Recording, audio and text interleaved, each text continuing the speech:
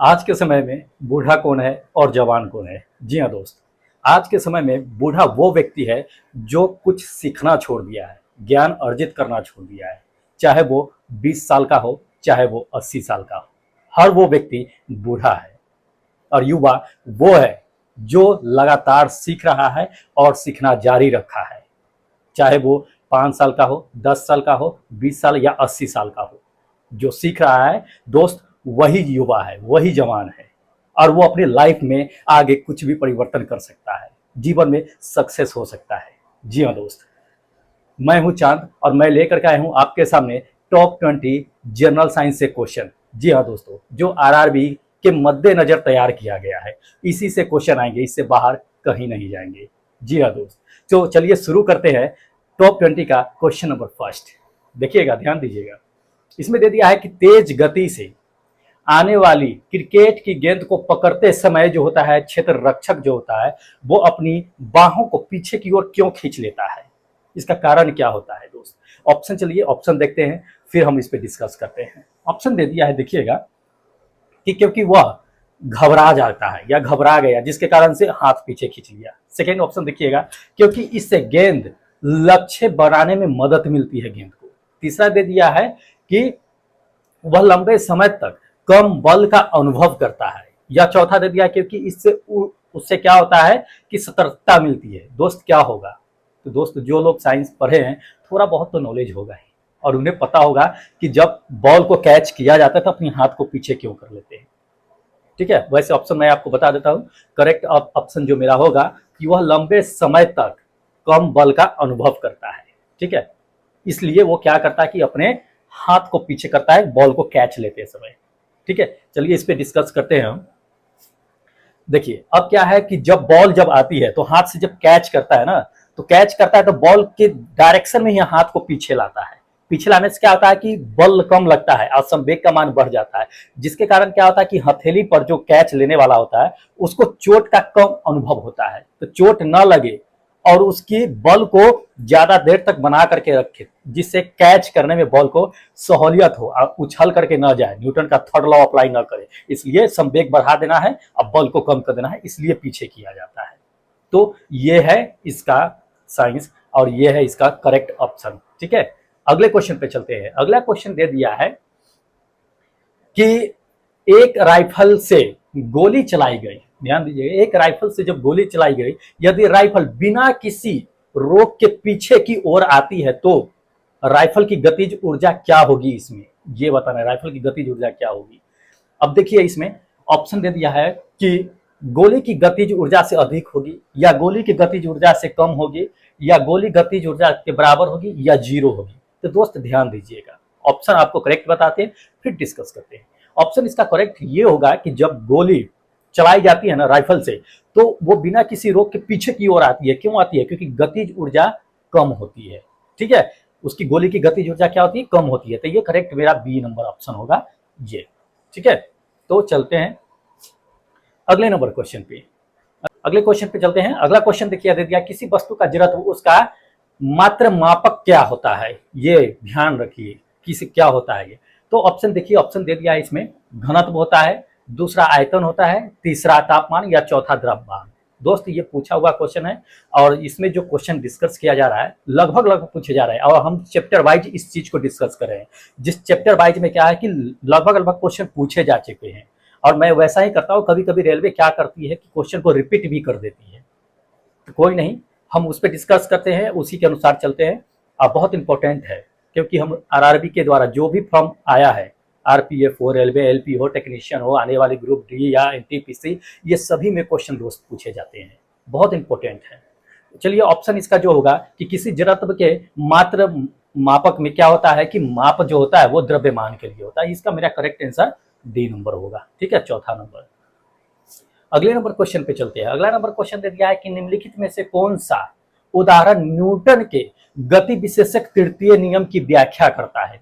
यानी कि जो ऑप्शन होगा उसमें कौन सा जो होगा वो न्यूटन की तृतीय गति का नियम का पालन करता, व्याख्या करता है। ऑप्शन देखिएगा, ऑप्शन में फर्स्ट नंबर दे दिया है कि रॉकेट लॉन्च करना, दूसरा दे दिया कि बस के अचानक चलने पर यात्री जो होता है कि पीछे की ओर झटका लगना, ये है। या तीसरा नंबर देखिएगा कि जब हम पैडल चलाना बंद कर देते हैं साइकिल का तो साइकिल धीमी गति से शुरू हो जाती है चलना, ये होगा। या चौथा दे दिया है कि तेजी से आती हुई क्रिकेट की गेंद को पकड़ते समय रक्षक क्या करता है कि गेंद को धीरे धीरे अपने हाथ को पीछे करता है, ये न्यूटन का थर्ड लॉ है।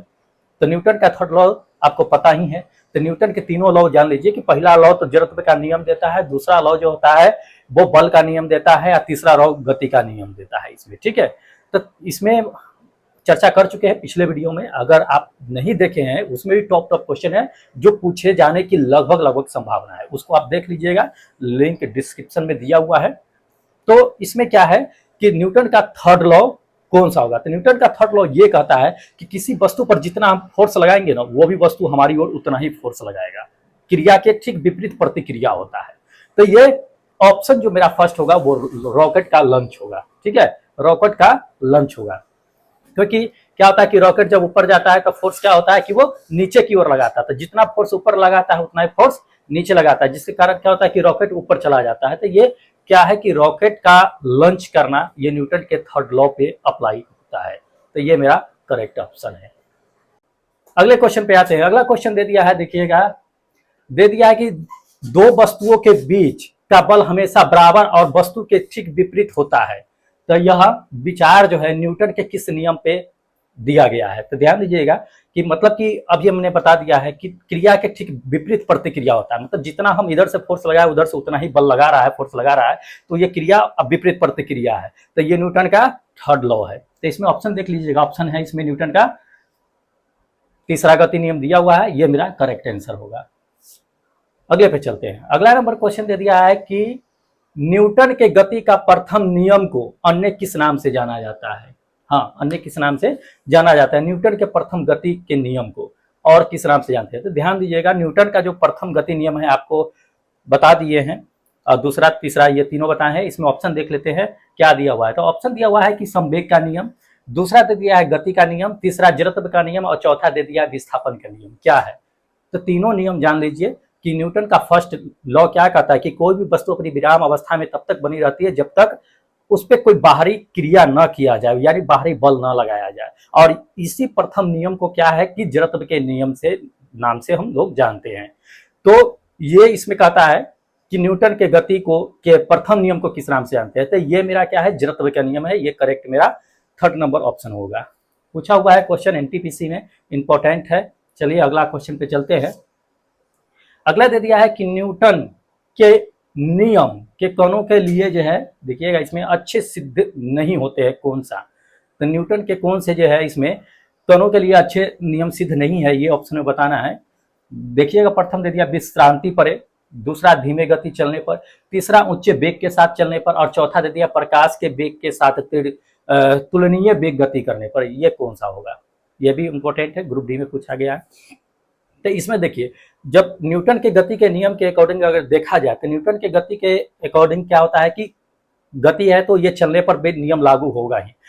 दूसरा है कि उच्च वेग के साथ, ये भी उसका वेलोसिटी पे भी डिपेंड करता है न्यूटन के गति, और प्रकाश के साथ जो है ना तुलनीय वेग, तो उसका तुलना भी वेग से कर किया जाता है। न्यूटन के गति जब डिटेल से पढ़िएगा तो पता चल जाएगा।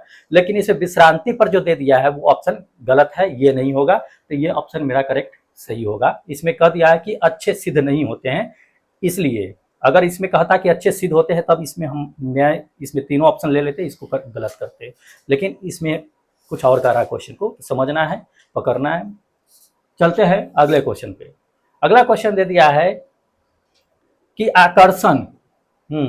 आकर्षण के गुरुत्वाकर्षण के बल दे दिया है कि अभाव में रॉकेट पर प्रणोदक होता है। क्या होता है ये देखना है, प्रणोदक, ठीक है। गुरुत्वाकर्षण बल के अभाव में रॉकेट के प्रणोदक होता है, क्या होता है? तो ऑप्शन देखिएगा, ऑप्शन इसमें दे दिया है कि स्रावित गैस की दर जो है स्थिर होने पर स्थिर हो जाता है, या लघु रेंज रॉकेट की हेतु स्थिर होता है, या स्थिर नहीं होता है, या जीरो होता है।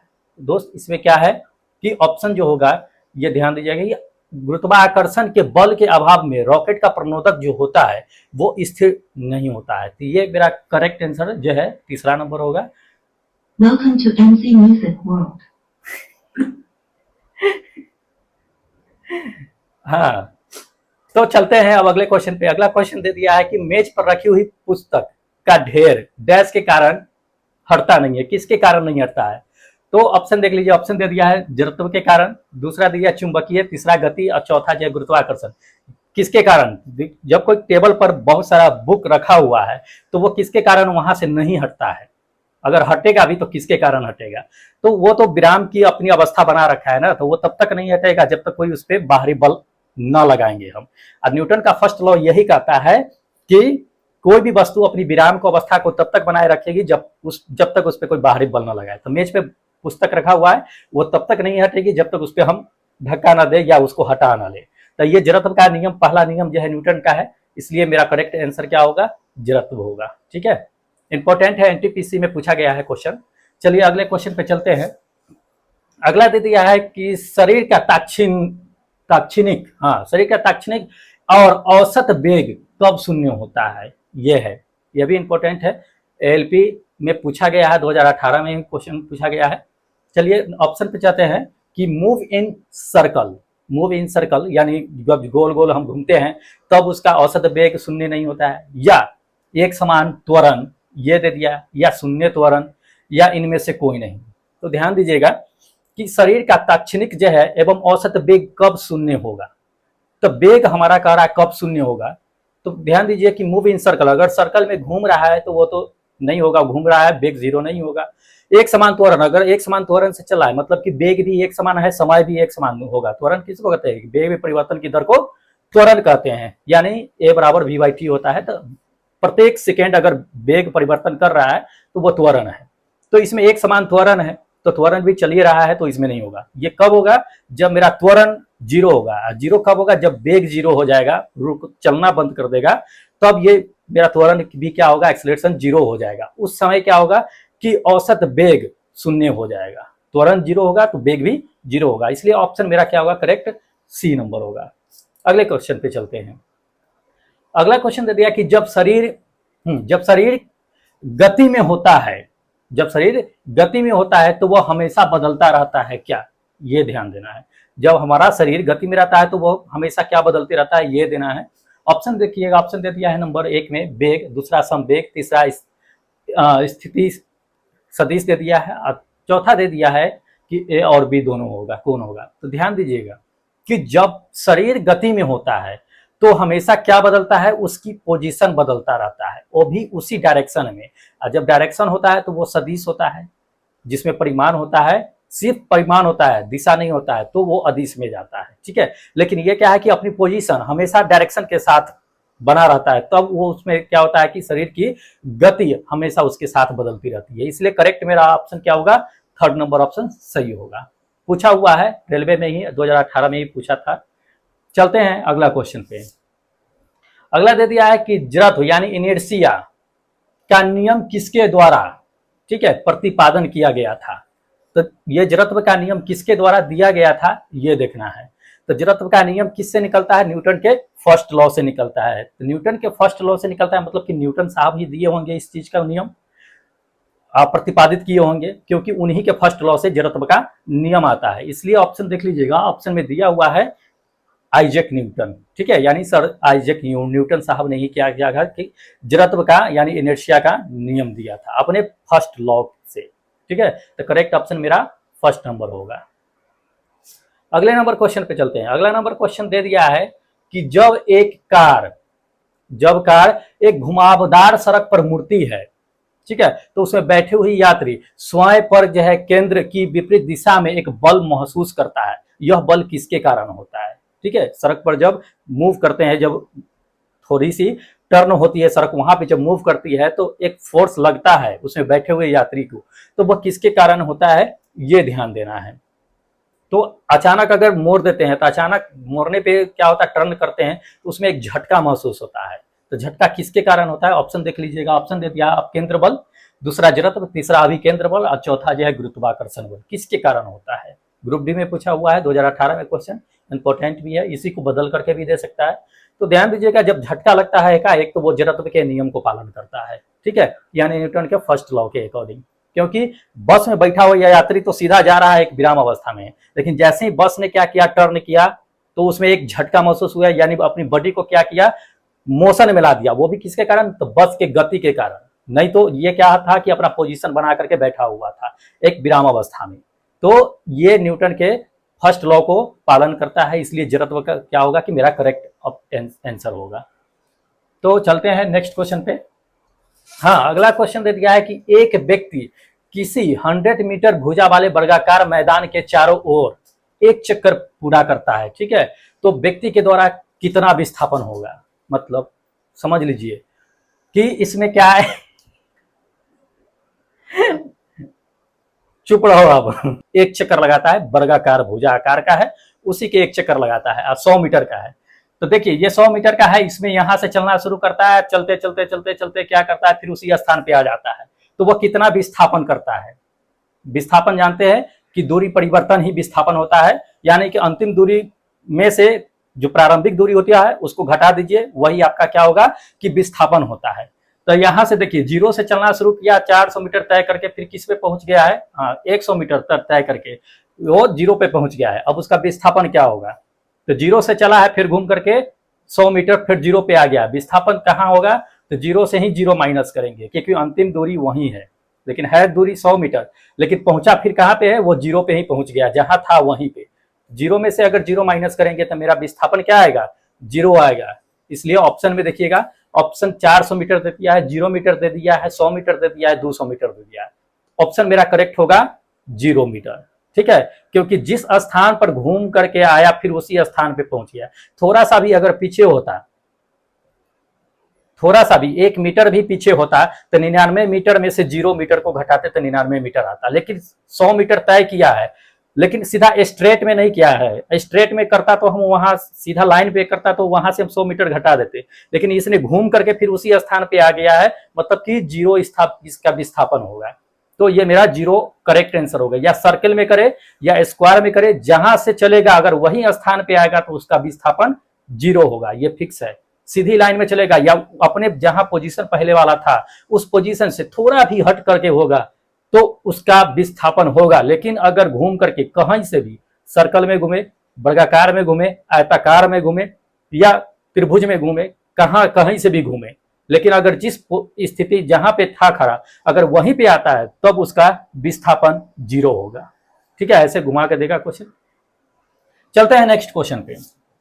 अगला क्वेश्चन दे दिया है कि निम्नलिखित में से कौन सा गुरुत्व त्वरण जी का मान है। जी का मान बताना है, गुरुत्वीय त्वरण। तो इसमें ऑप्शन दे दिया है 98 मीटर पर सेकेंड स्क्वायर, दूसरा दे दिया है कि 0.98 मीटर पर सेकेंड स्क्वायर, तीसरा दे दिया है 10 मीटर पर सेकेंड स्क्वायर और चौथा दे दिया है 9.8 मीटर पर सेकेंड स्क्वायर। बहुत इंपॉर्टेंट है, कई बार पूछा भी गया है, देखिए इसमें ग्रुप डी इसमें भी पूछ दिया है, तो है इंपॉर्टेंट है। अब देखिए पृथ्वी का गुरुत्वीय त्वरण कहता है, तो पृथ्वी का गुरुत्वीय त्वरण जो होता है वो 9.8 मीटर पर सेकेंड स्क्वायर होता है। इसको याद रखिएगा, बहुत इंपॉर्टेंट है, कई बार पूछा गया है। तो ये चौथा नंबर मेरा क्या है कि करेक्ट है, ठीक है। अगले क्वेश्चन पे चलते हैं। अगला क्वेश्चन दे दिया है कि किसी वस्तु को, ध्यान दीजिए, किसी वस्तु को किसी कोण का प्रक्षेपण करने के लिए अधिकतम दूरी तय करता है, कब करेगा। हम किसी वस्तु को अगर फेंकेंगे तो कितने एंगल से फेंकेंगे, वो जो सबसे ज्यादा दूरी तय करेगा ये देखना है। तो ऑप्शन दे दिया है कि 90 डिग्री, दूसरा दे दिया है 30 डिग्री, तीसरा दे दिया है 45 डिग्री और चौथा दे दिया है 60 डिग्री। तो इनमें से किस में, अगर मान लीजिए कि ऐसे 90 डिग्री पर अगर हम फेंकते हैं तो क्या वो सबसे दूरी ज्यादा तय करेगा, या 30 डिग्री पर फेंकते हैं उसमें तय करेगा, या 45 डिग्री पर या 60 डिग्री पर। तो ध्यान रखिएगा, अगर हमको किसी भी वस्तु को ज्यादा दूरी पर फेंकना है और तय कराना है प्रक्षेपित, तो उसको जो है 45 डिग्री एंगल से ही फेंका जाता है ताकि वो सबसे ज्यादा दूरी तय करता है, ठीक है। 30 पे लाएंगे गुरुत्वीय त्वरण उसको अपनी ओर आकर्षित करके उसको उसका स्पीड कम कर देगा, दूरी तय नहीं करेगा। 90 डिग्री पे ज्यादा नहीं होगा क्योंकि डायरेक्ट गुरुत्वीय त्वरण उसको लगेगा। 60 डिग्री नहीं, 45 डिग्री करेक्ट होगा। तो ये थर्ड मेरा ऑप्शन सही है, कई बार पूछा गया है। अगला नंबर क्वेश्चन पे चलते हैं। अगला नंबर क्वेश्चन दे दिया है, इसको दो तरीका से क्वेश्चन पूछेगा, देखिएगा। 1 केजी, 2 केजी, 3 केजी और 10 केजी वस्तु का समवेग अगर बराबर है तो निम्नलिखित में से किसका वेग सबसे अधिक होगा। ध्यान दीजिएगा, इसी को दूसरे तरीका से पूछेगा क्वेश्चन, बता देते हैं, पहले देख लीजिए। यहां कह रहा है कि समवेग बराबर है और उसमें वेग सबसे अधिक पूछता है। 1 केजी का है, 2 kg का है, 3 kg का, 10 kg का, और संवेग अगर बराबर हो तो गति इसमें सबसे अधिक किसका होगा?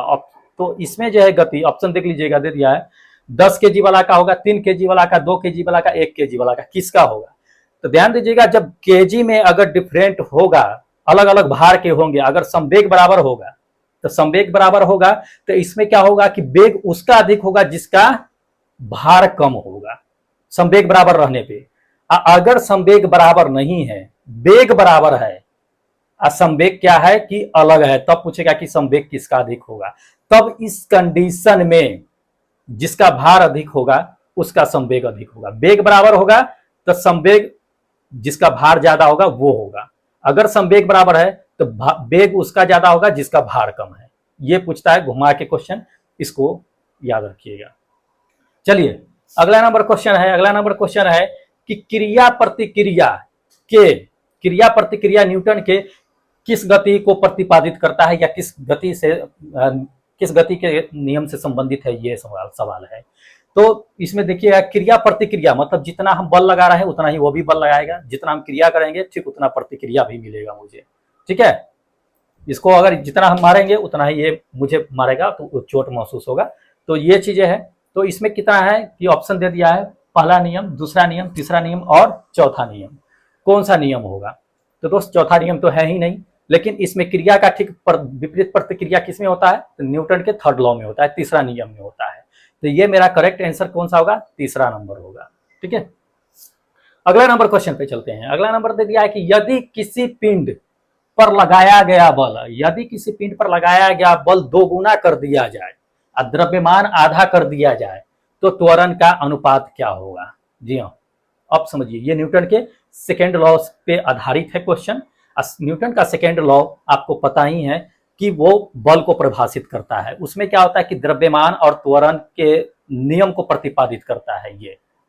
तो इसमें क्या है कि न्यूटन के सेकेंड लॉ पे चलेंगे तो F बराबर देखिएगा m इंटू ए होता है।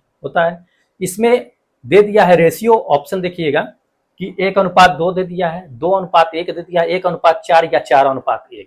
लेकिन सवाल अब देख लीजिए, चलिए इसके अकॉर्डिंग चलते हैं। सवाल के अकॉर्डिंग अगर चलेंगे तो यहाँ कह रहा है कि बल को 2 गुना कर दिया जाए, यानी कि F का मान 2F कर देते हैं। तो F का मान अगर 2F कर देंगे, उसके बाद कहता है द्रव्यमान को आधा कर दे, तो m के जगह पे m/2 कर देते हैं और त्वरण को रहने देते हैं। त्वरण का अनुपात पूछ रहा है, इसमें क्या होगा। अब उसके फॉर्मूला पर चलेंगे, F बराबर m इंटू ए, तो F के जगह पे 2F रखेंगे और m के जगह पे m/2 रखेंगे। यहाँ से त्वरण का अनुपात निकालेंगे तो मेरा अनुपात क्या आएगा, देख लीजिए, 1:4 आएगा। इसलिए मेरा ऑप्शन जो होगा वो 3 नंबर वाला ऑप्शन सही होगा। तो ये रहा टॉप 20 का MCQ क्वेश्चन, जो काफी इंपॉर्टेंट है और इसी से आने वाला है सवाल।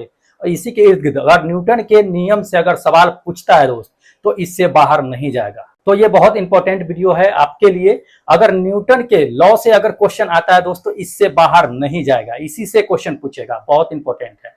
और वैसे हम चैप्टर वाइज लाते रहते हैं क्वेश्चन, वो भी टॉप लेवल का, जो पूछेगा आरआरबी में जो भी एग्जाम होगा, एएलपी हो, टेक्नीशियन हो, आरपीएफ हो, ग्रुप डी हो, एनटीपीसी हो, कोई भी एग्जाम हो आरआरबी का, तो इसी से क्वेश्चन आएंगे, इससे बाहर नहीं जाएगा और इसी के इर्द गिर्द घूमेगा क्वेश्चन। बस थोड़ा सा माइंड सेट कर लेना है, दिमाग लगा लेना है, हो जाएगा। तो अगर अभी तक आप मेरे चैनल को सब्सक्राइब नहीं किए हैं तो चैनल फटाफट सब्सक्राइब कीजिए और जुड़ जाइए हमारे साथ। फिर मिलते हैं एक नए वीडियो के साथ, तब तक जय हिंद।